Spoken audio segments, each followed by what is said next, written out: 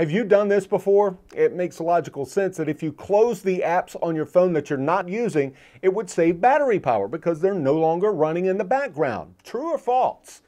False. Closing apps you're not using by swiping them off the screen is not going to save battery life. A top Apple engineer says so. And get this, closing those apps in the background may actually cause the battery to drain faster since it'll take power to reopen them from scratch.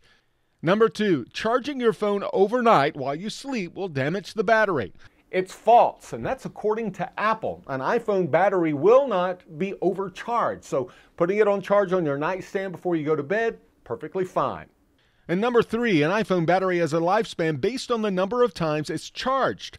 This one is true. Every time you charge an iPhone, it counts as a cycle. And according to Apple, after about 500 complete charge cycles, the battery's health drops to about 80% of its original capacity. 500 sounds like a lot, but if you run the battery down and recharge it every day like most people do, that's roughly a year and a half. Finally, the big one, is it best to let your phone die to around 10% before recharging it? The answer, it doesn't really matter, according to Apple. You can charge your phone whenever you like.